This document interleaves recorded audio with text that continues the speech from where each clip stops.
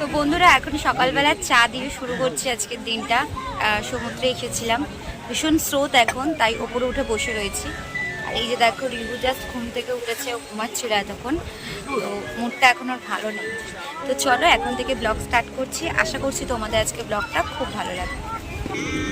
আজকে দীঘাতে আমাদের ঘোরার শেষ দিন, আর আজকে আমরা ব্রেকফাস্ট করে নিলাম। আমি লুচি আর ঘুগনি করেছিলাম, তোমাদের দাদাভাই মুড়ি ঘুগনি করেছিল। তারপরে আমরা রেডি হয়ে একদম সোজা চলে আসলাম আমরা উদয়পুরে বিচে।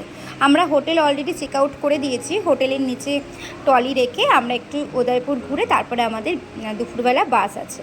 তো এদিকে দেখো, আমি আজকে যেহেতু স্পেশাল দিন, তাই আজকে আমি একটু শাড়ি পরেছি। কেমন লাগছে অবশ্যই কিন্তু কমেন্টস করে জানিও। তো এখন আমরা এসেছি উদয়পুরের বিচে, একটু কাঁকড়া কষা খাবো আর তার সাথে একটু এনজয় করব।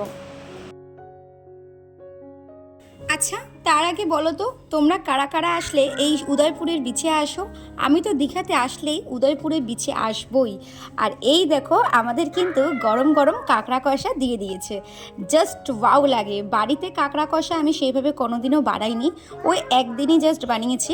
এই ফার্স্ট টাইম আমি তালসারিতে এসে আমি ফার্স্ট কাঁকড়া আমি খেয়েছিলাম। তো তারপরে এতটাই ভালো লেগে গেছিলো যে উদয়পুরের বিচে যখন জানতে পারলাম যে এখানে কাঁকড়া কষা বানিয়ে দেয়, তো আর আমি রিস্ক নিলাম না, আমি কিন্তু চলেই এলাম।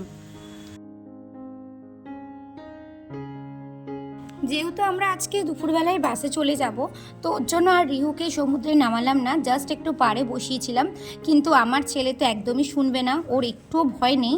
আজকে এত স্রোত ছাড়ছিল, যেহেতু এটা বুধবারের ভিডিও, সরি আজকে তোমাদেরকে অনেকটা লেট করে দিলাম। তো চলো আজকের মতো টাটা।